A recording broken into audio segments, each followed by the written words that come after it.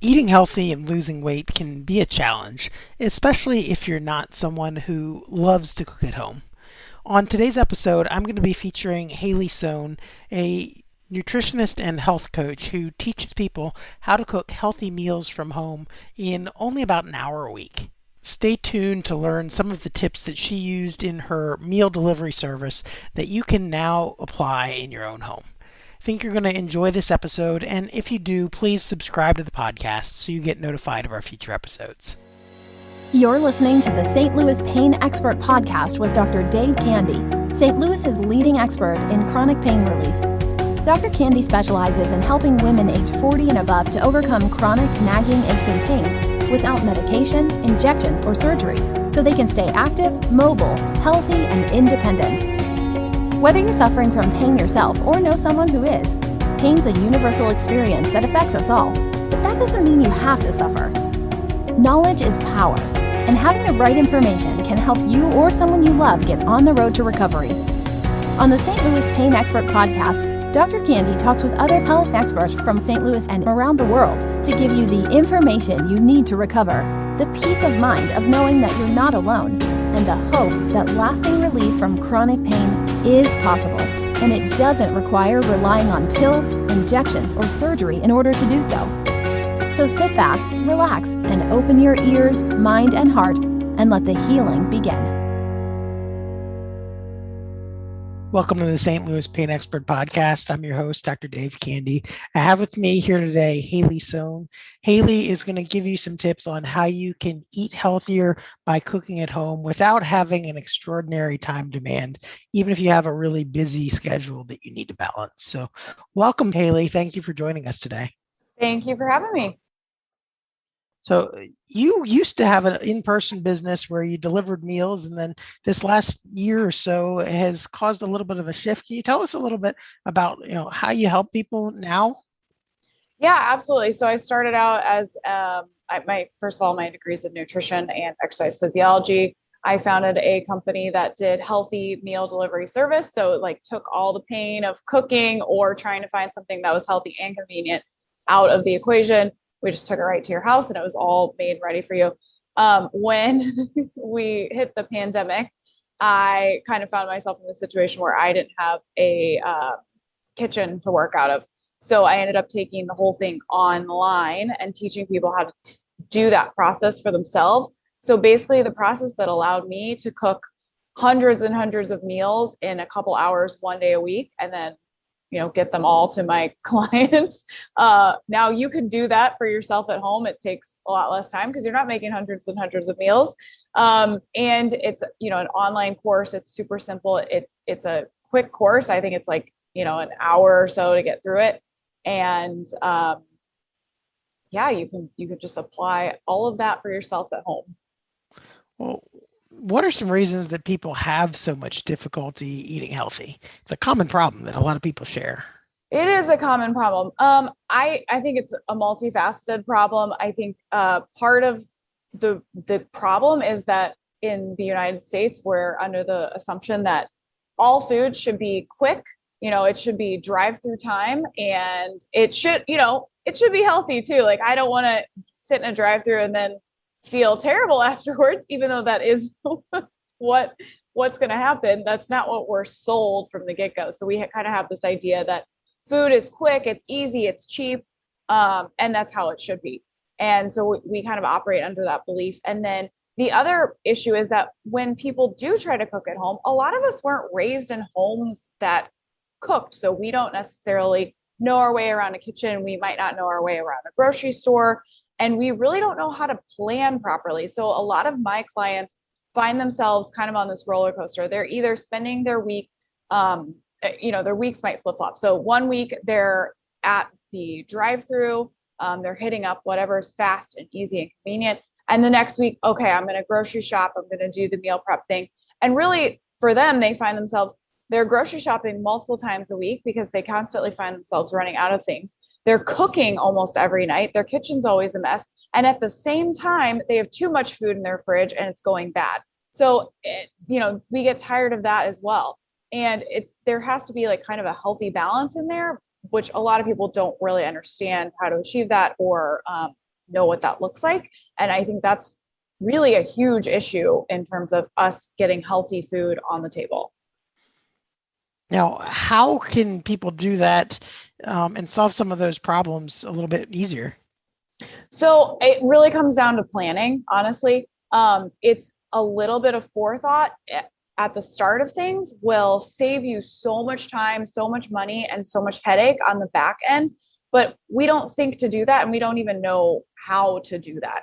So instead of saying, like, waking up in the morning and it's just like, I'm going to figure out lunch when it's lunchtime and I'm hungry, it's like, all right, I'm going to sit down for 10 minutes. I'm going to figure out what is my schedule look like this week, and where does it make sense to get my meals, for the rest of this week? Does it make sense to have some items ready to go in my fridge that I can grab and take with me? Or do I have lunch meetings all week? And it doesn't make sense to have my fridge stocked with meals because I'm going to be eating out anyways. Are my evenings packed with running the kids around to sports and whatnot? Or do I have a bunch of dinner meetings planned? Or are we planning to be at home and then we're going to be at home with no food, trying to figure out, should we just order a pizza? So it's a little bit of like looking forward. It's that couple of minutes, one time a week to look forward and say like, all right, what does my schedule look like? And what should my meals look like according to that schedule? I think that is so true for so many things in life, whether it be cooking or exercising or managing the family schedule or managing your work schedule. If you fail to plan, you plan to fail. Exactly. Yeah. And we don't often apply that to our food and our eating. We don't even think about it. It's like, oh, I'm hungry, 3 times a day. So why should there be any planning involved? But it, like you said, if you fail to plan, you plan to fail. Like you're going to continue to be in that cycle of I'm hungry, I have no time, and there's no healthy options that are fast and quick and easy. So I guess I'm stuck with fast food again. Now, what about people who are busier and they just they feel like they just don't have time to cook? So I would say, again, a little bit of planning, you can get your cooking done for the entire week in like 1 or 2 hours. It does not have to be a nightly, daily, mess up your kitchen, take everything out of the fridge, got to do every dish that is in the house because you dirtied them all up cooking. It is a little bit of planning, and you can literally stock your fridge with healthy meals for the entire week in 1 or 2 hours. So what are some ways that people can get started if they need to find some time to be able to cook for the entire week? So I have a lot of content up on my Facebook page that you can go check out. It's IT_S meal prep course on Facebook.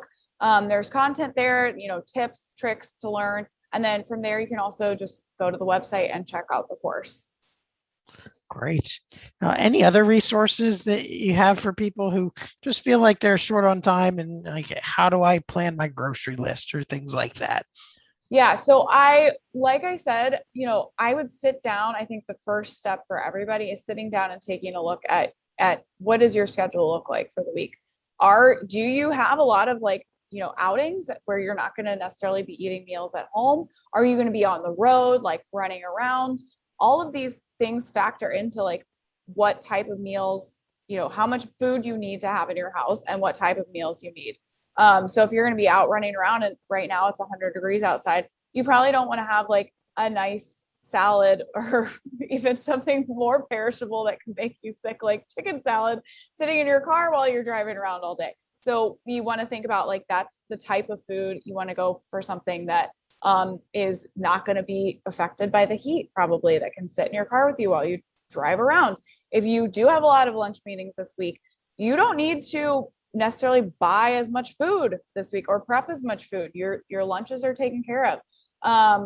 If your dinners are going to be really hectic and you're going to be running around with your kids, then put some forethought into that. What type of meals would be really good and easy for you guys? So that when you get to that point, after school, kids are hungry, but you're on your way to the next activity and everybody's starving and cranky, you're not like, oh my gosh, I don't have any options. All we have is to go through the drive-through. So you never want to find yourself stuck in that situation. So sit down, do a little planning, figure out what your week's going to look like. How much food do you foresee yourself needing and needing to cook for the week? And that really is the first step. From there, you can build a grocery list. You can do your grocery shopping. If you have your list, your grocery shopping is going to be really fast. I hear this all the time. Grocery shopping takes so long. It really doesn't if you know exactly what you need to buy. The long part of it is wandering up and down every aisle with no clue what you're supposed to be getting, or no clue, no plan for what you're buying. And you're just wandering around looking at everything. And that's when we end up with extremely high grocery bills, food going to waste because we bought a bunch of stuff that we had no plan for to begin with. So it all comes down to planning. We got to plan ahead. A little bit of planning in the forefront was going to save you so much time, so much money, and so much headache in the long run. So it's just really initially taking that discipline to schedule yourself some time to plan. I guess you have to plan your planning too. A little bit. I mean, it doesn't have to take a long time. It's, 10, 15 minutes, one day a week. That's really all it is, you do it at the beginning of the week, Sunday or Monday. When you also have a little bit of time to do the grocery shopping and the cooking. I like to tell my clients, do it all at once. You don't want to break the process up, because every time you break it up, the likelihood of it coming to completion drops down by half. So if you sit down to do your planning, but your grocery shopping scheduled for tomorrow and your cooking scheduled for the next day, the likelihood of you actually getting to the cooking has dropped dramatically. So we want to set aside the time to have all of those activities done at once. I guess you lose efficiency in every step too. That if you plan, go to the grocery store, bring the stuff home and start cooking with it, you avoid the steps of taking it out, putting it in the fridge, getting it back out of the fridge. And you really save yourself a little bit more time like that too. Yeah, absolutely. Well, how would people, besides the Facebook page, how would they get in touch, or where can they go to get the course if they're interested in it? So there's a link on the Facebook page to the website. You just go onto the website and you can buy the course from there. Great. And if you had one or two closing thoughts to leave with people, what are some key points that you'd like people listening to this to remember? I mean, I feel like I've said it a million times already, but a little bit of planning is going to save you so much time, so much money, and so much headache. So set aside some time, look at your week and your schedule, and make it happen. Oh, thanks. I don't think you can ever emphasize something important like that enough. Thank you so much for taking the time to talk to me today, Hayley, and I hope you have a great week. All right. Thank you. Those were some great tips that Hayley gave, and I can't emphasize enough the importance of planning. However, we all know that sometimes planning does fail. And in those circumstances, it's good to have something quick and easy and ready to go that you can grab if you're in a rush. Something that I've used personally for the past 3 years or so is a meal replacement shake called Isagenix Whole Blend. It's made from natural fruits and vegetables, as well as either dairy or non-dairy protein sources, depending on your liking. And it's a great way to get a full serving worth of protein, plus all the vitamins, minerals, and nutrients that you would need. And it only takes really a minute or less to blend it up in a blender or to shake it up in a shaker cup. Now you can get more information about that at stlpainexpert.com/whole-blend, and that'll take you to the page where you can check that out. Thanks for listening. Hope you enjoyed the episode and have a great day. Thanks for listening to the St. Louis Pain Expert Podcast. We hope you've enjoyed the show. If you live in the St. Louis area and would like Dr. Candy's help to find a solution to your pain, visit our website at stlpainexpert.com. Email Dr. Candy at dave@stlpainexpert.com or call Dr. Candy's clinical practice at 314-941-3970.